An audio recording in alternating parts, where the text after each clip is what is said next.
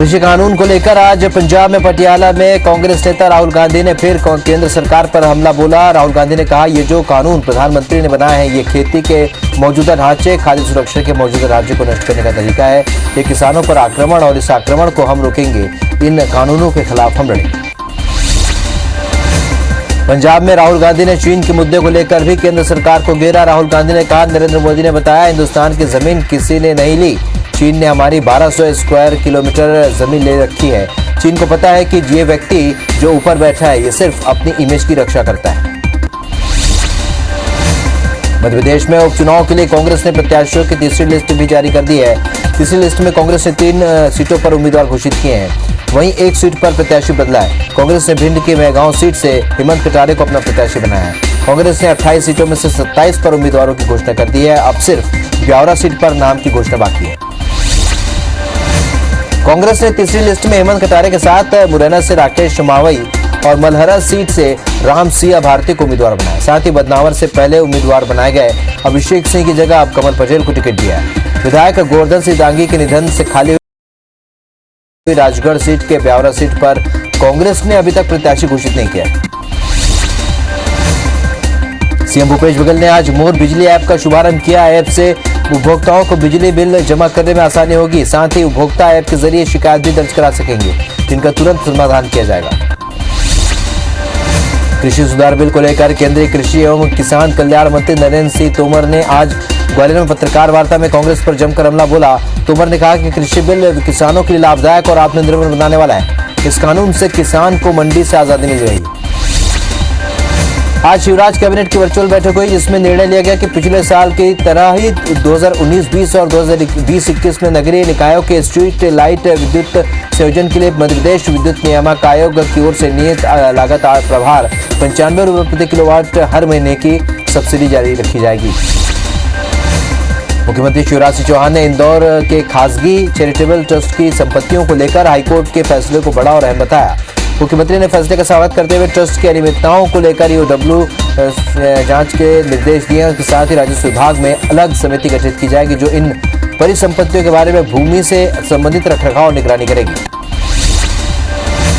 मुख्यमंत्री भूपेश बघेल ने सरगुजा जिले की 155 करोड़ के विकास कार्यों की सौगात दी। ऑनलाइन कार्यक्रम के जरिए उन्होंने दर्जन भर से भी ज्यादा विकास कार्यों का भूमि पूजन लोकार्पण किया। इस मौके पर नगरीय प्रशासन मंत्री शिव डहरिया, शिक्षा मंत्री डॉक्टर प्रेमसाय सिंह और स्वास्थ्य मंत्री टीएस सिंहदेव भी मौजूद रहे। दतिया जिले की भांडेर में कांग्रेस द्वारा सिंधिया को गद्दार कहे जाने को लेकर केंद्रीय मंत्री नरेंद्र सिंह तोमर ने पलटवार किया है। केंद्रीय मंत्री नरेंद्र सिंह तोमर ने कहा है कि किसी राजनीतिक दल के नेता को ऐसी हल्की भाषा का प्रयोग नहीं करना चाहिए। जब सिंधिया कांग्रेस में थे तब उनके लिए देशभक्त थे, और जब वो बीजेपी में आ गए तो गद्दार कैसे हो जाएंगे।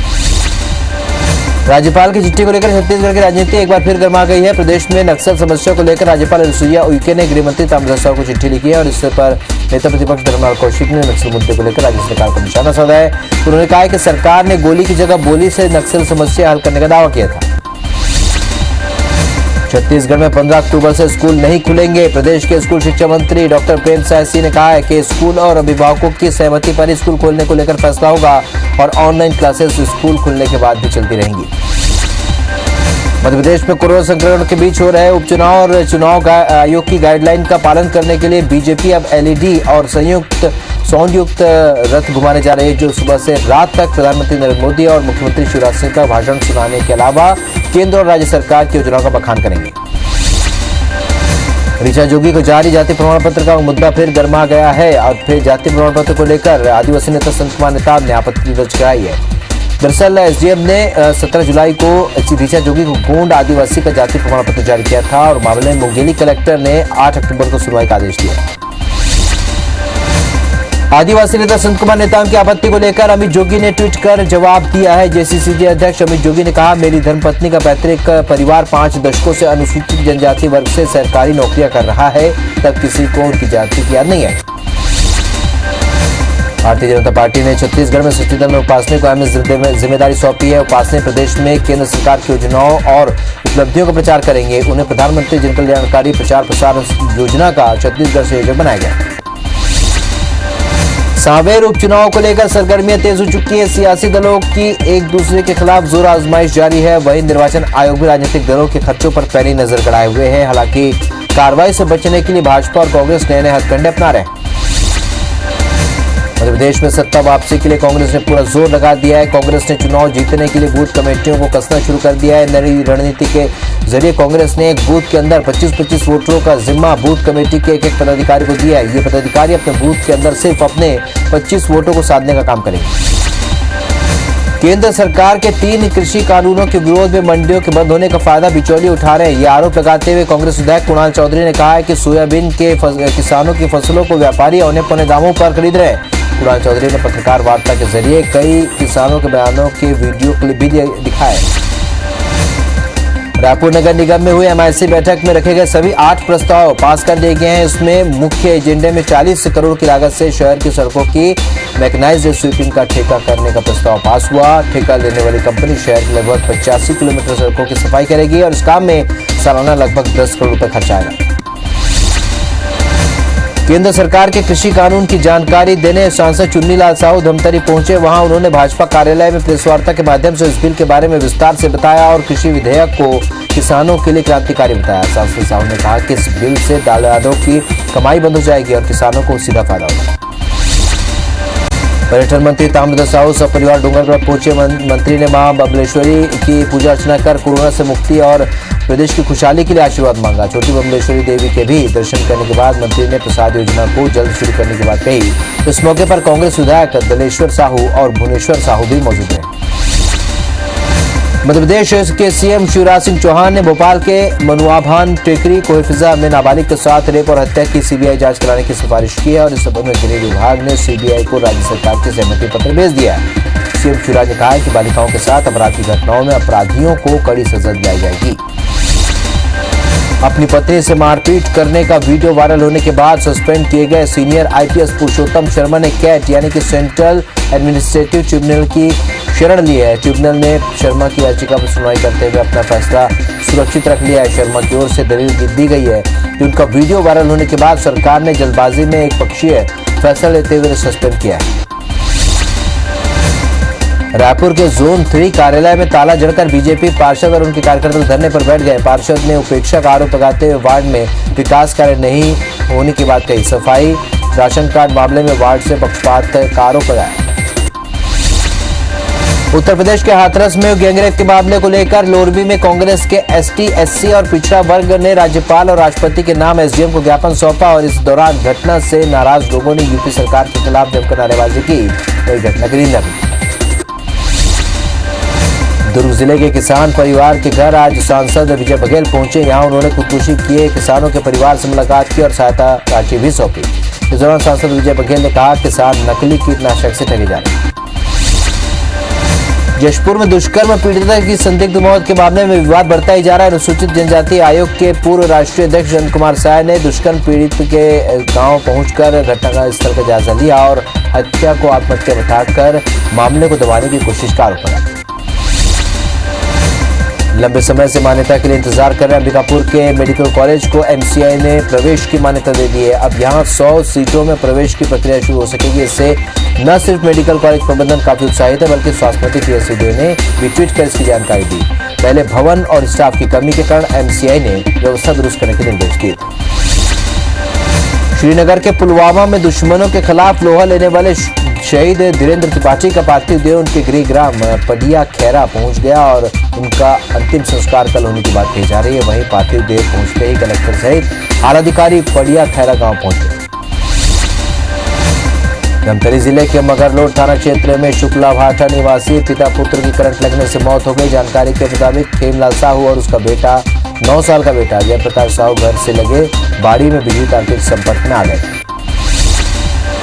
डूंगरगढ़ के नेशनल हाईवे में स्थित रानी तालाब गांव के जलाशय में मछली पकड़ रहे मछुआरों पर आकाशीय बिजली गिरने से 2 की मौत हो गई। वहीं 11 लोग गंभीर रूप से घायल हो गए। घायलों को सामुदायिक स्वास्थ्य केंद्र ले जाया गया जहां उनका इलाज जारी है।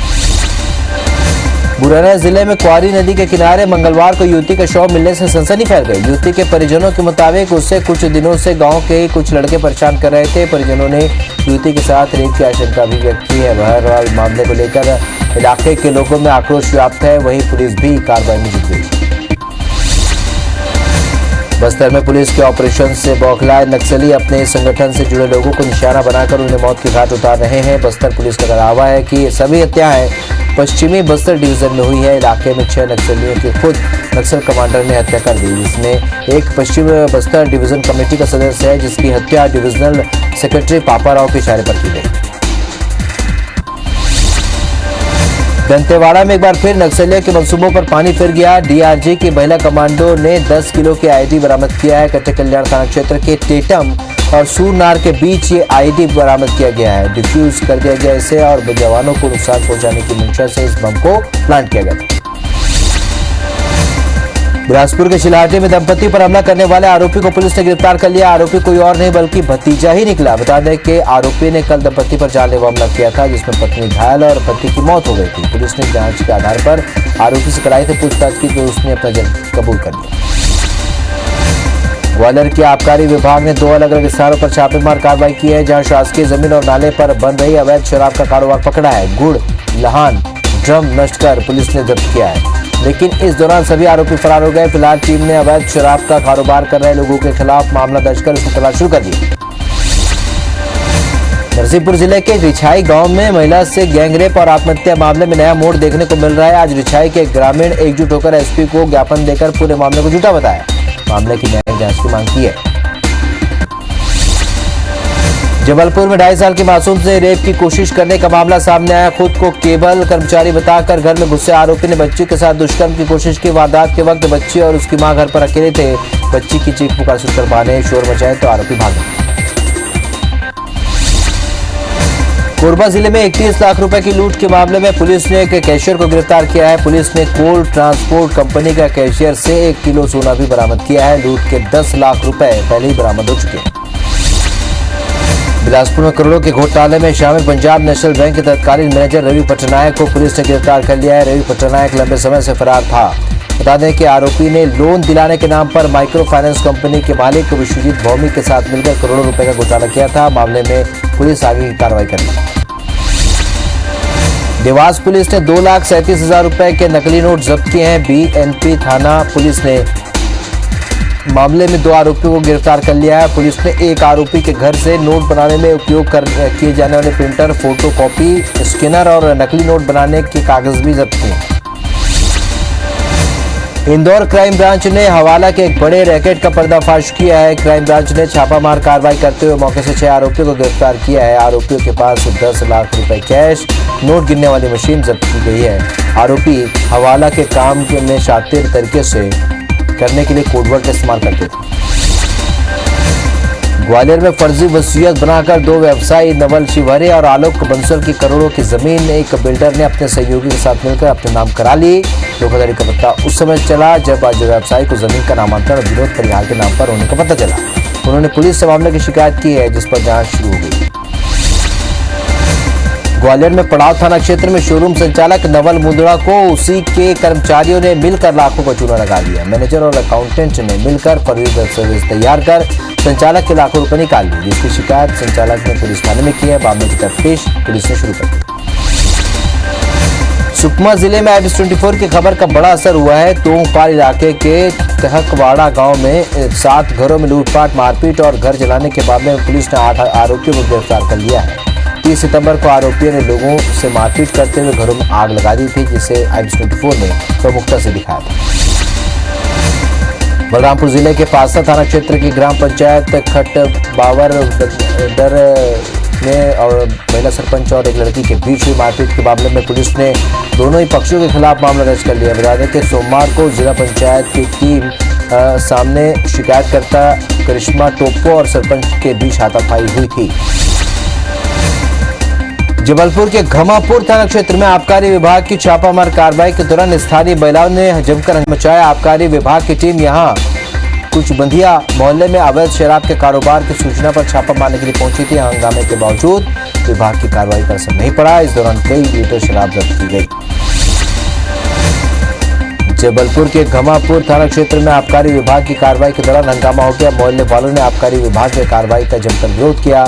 छापेमार कार्रवाई में आबकारी विभाग को बड़ी मात्रा में शराब मिला है। एक सूचना मिली थी कि एक ग्रामीण के घर में शराब बनाई जा रही है।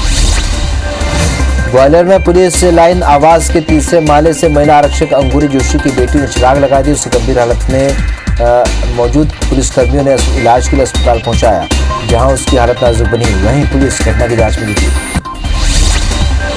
मुंबई की रहने वाली एक युवती ने इंदौर पुलिस से अपनी सुरक्षा की मांग की है। युवती का कहना है कि एक्टर सुशांत सिंह केस के बारे में कई अहम जानकारियां हैं और वो मुंबई छोड़कर इंदौर में रहना चाहती है, लेकिन उसे भी जान का खतरा है। पुलिस अधिकारियों के मुताबिक युवती को सुरक्षा दिए जाने के निर्देश दिए गए। मरीजों से कोविड-19 के इलाज के लिए तय मानक से ज्यादा रुपए लेने पर दुर्ग के 2 निजी अस्पतालों पर नर्सिंग होम एक्ट 2013 के तहत कार्रवाई की गई है और इसके तहत मित्तल हॉस्पिटल को 92,000 और बीएसआर हाईटेक को 5,10,000 रुपए की राशि परिजनों को वापस करने का निर्देश देते हुए नोटिस जारी किया। जबलपुर के कुछ निजी अस्पतालों ने कोविड केयर सेंटर के नाम पर फायदे का सौदा कर लिया और अपनी जेबें भरने में लगे हैं। अस्पतालों ने होटलों और बारात घरों से अनुबंध कर लिया है, जहां कोरोना मरीजों को अस्पताल के बराबर चार्ज लेकर भर्ती कराया जा रहा है। इसकी शिकायत प्रशासन को लगातार मिल रही है। अंबिकापुर जिले के सीतापुर थाना इलाके में सर्पदंश से 3 साल की पहाड़ी कोरवा बच्ची की मौत हो गई। रजपुरी पहाड़ पारा गांव की बच्ची अपने परिजनों के साथ रात में सो रही थी और इसी दौरान एक जहरीले सांप ने उसे काट लिया। बच्ची चिल्लाई भी, लेकिन उसकी मौत हो गई। पुलिस ने घटना स्थल का निरीक्षण कर मामले में मर कायम कर दी। कोरोना के चलते बलरामपुर जिले में मूर्तिकारों की परेशानी बढ़ गई है। मूर्तिकारों को अब रोजी रोटी की चिंता सताने लगी। कोरोना के कारण दुर्गा पूजा की स्थापना के बारे में जारी गाइडलाइन के कारण उनकी मूर्तियां कोई नहीं खरीद रहा है। इससे मूर्तिकारों को काफी नुकसान हो रहा है। मूर्तिकारों ने शासन से मदद की गुहार लगाई। कोरोना काल में 7 फेरों पर बेरोजगारी भारी पड़ रही है। पति की बेरोजगारी को हथियार के तौर पर इस्तेमाल किया जा रहा है। हालांकि यह कि जेब खाली होने पर घरवाली भी पति को छोड़ने पर आमादा है और कम सैलरी वालों के रिश्तों में दरार पड़ने लगी है। सरगुजा जिले में अब रिक्त पड़े नजूल भूमि की बिक्री नहीं नीलामी होगी। जिला प्रशासन ने निर्देश जारी करते हुए नए आवेदन मंगाने शुरू कर दिए। कलेक्टर संजीव झा ने साफ निर्देश दिया है कि रिक्त पड़े भूमि को बिक्री करने के बजाय नीलामी की जाएगी और सिंगल आवेदन पर कोई कार्रवाई नहीं होगी। हाईकोर्ट ने अवमानना मामले पर सुनवाई करते हुए नोटिस जारी कर नगरीय प्रशासन सचिव और बिलासपुर के निगम आयुक्त सहित दूसरे पक्षकारों से जवाब तलब किया है। मामले की आगामी सुनवाई 3 सप्ताह बाद होगी। 36 सिटी मॉल के पीछे मंगला में याचिकाकर्ता सुषमा अग्रवाल की जमीन को नगर निगम बिलासपुर ने 2006 में इस शर्त पर अधिग्रहित किया था कि जमीन के बदले जमीन का मुआवजा देंगे। सिंधिया के ट्रस्टों के खिलाफ याचिका दायर करने वाले कांग्रेस प्रवक्ता ऋषभ भदौरिया को जिला बदर कर दिया गया है। जिला बदर की कार्रवाई कलेक्टर ने की है। कलेक्टर कोर्ट ने पहले ऋषभ को 16 अपराधों का हवाला देते हुए कारणबता नोटिस जारी किया था, जिसके बाद ऋषभ की ओर से जवाब पेश किया गया था, लेकिन कलेक्टर जवाब से संतुष्ट थी। मध्य प्रदेश में लॉकडाउन के बाद 5.5 महीने पहिए थमने के बाद बसें दौड़नी शुरू हुई थी और अब बस संचालकों ने 15 अक्टूबर को फिर से हड़ताल पर जाने की चेतावनी दी है। 50% यात्री किराया बढ़ाने की मांग को लेकर Madhya Pradesh private route bus owners association ने सरकार को 14 अक्टूबर तक की मोहलत दी। कोरोना संक्रमण के बीच देश भर में स्कूल खोलने को लेकर केंद्रीय शिक्षा मंत्रालय ने गाइडलाइन जारी की है, जिसके मुताबिक 15 अक्टूबर के बाद स्पेशल ऑपरेटिंग प्रोड्यूसर के तहत राज्य अपने यहाँ की स्थिति को देखते हुए स्कूल खोल सकते हैं, जिसमें मास्क और सोशल डिस्टेंसिंग सहित सभी तरह की गाइडलाइन का पालन करना होगा। स्कूल परिसर को सैनिटाइज करना होगा और टास्क टीम बनानी होगी। इंदौर के सेंट रेफल्स स्कूल ने अनुकरणीय पहल करते हुए कोरोना काल में पेरेंट्स को राहत देते हुए 3 महीने की फीस माफ कर दी है। प्राचार्य सिस्टर जिंसी जोसेफ ने बताया कि सभी सहमति से करीब 7 करोड़ रुपए फीस माफ किए गए हैं। वहीं जिन पेरेंट्स ने फीस जमा किए हैं उनकी फीस लौटाई जाएगी। इंदौर में रेलवे देश की तीसरी निजी ट्रेन काशी महाकाल एक्सप्रेस को जल्द शुरू करने से जा रही है। Indian railway catering and tourism corporation train चलाने की तैयारी में लगा हुआ है। वहीं ट्रेन शुरू करने से पहले रेलवे बोर्ड से औपचारिक अनुमति मांगी।